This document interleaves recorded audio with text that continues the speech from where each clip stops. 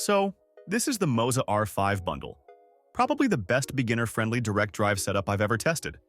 I've spent a good chunk of time with it, and honestly, for the price, it's kind of ridiculous how good this thing is.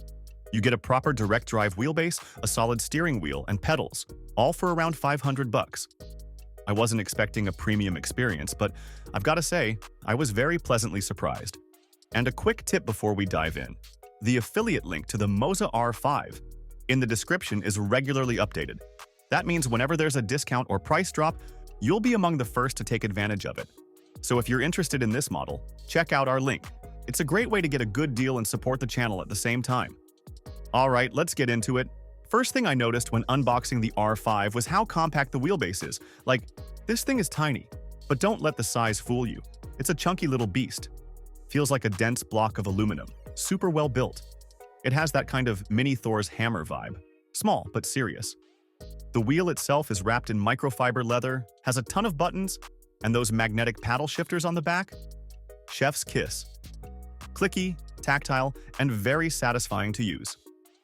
Honestly, I sat there just playing with the paddles for way too long like a 5-year-old on Christmas morning. No shame. And the pedals? I was not expecting them to be this solid. They're made of thick metal, they've got real weight to them, and for a bundled set, way above average. Now, by default, the brake and throttle use a spring-based system, which works fine. But if you want that more realistic pressure-based braking feel, you can grab MOZA's $29 performance kit. And yeah, you should. It makes a noticeable difference. Setting everything up was super straightforward. You get a solid desk clamp in the box, and it's actually really good.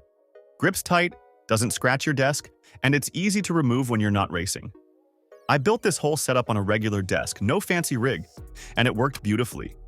The software, MOZA Pit House, is surprisingly smooth too. It's plug and play for most racing sims, and the UI is clean.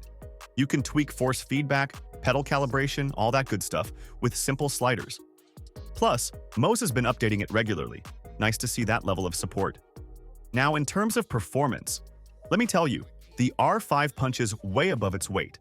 It's a 5.5 Newton-meters direct drive motor, which doesn't sound like a lot if you're coming from a high-end setup. But trust me, it's more than enough for most racers. I actually turned mine down to about 70% because it was getting a little too real. You feel everything, from subtle tire scrub to the full rumble of curbs. It's immersive, it's responsive, and it honestly made me drive better.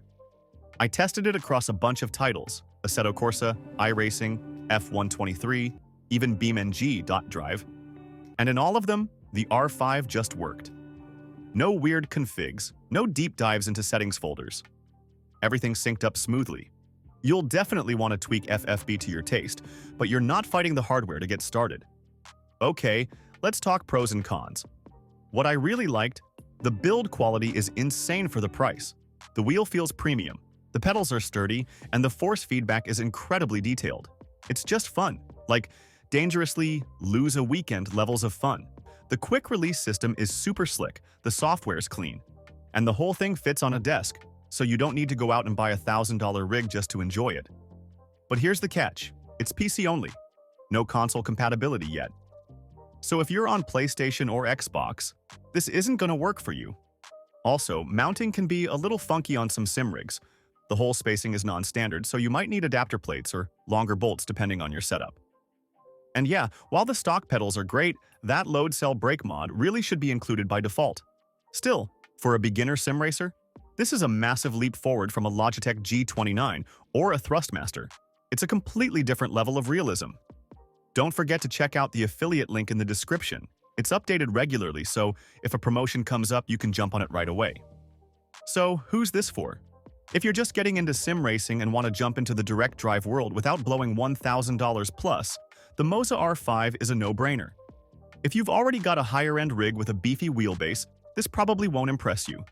But as an upgrade from an entry-level setup, it's game-changing. Alright, that's it from me. If you found this helpful, give it a thumbs up, drop your questions in the comments, and subscribe for more honest gear reviews like this one. Happy racing, and I'll see you out there.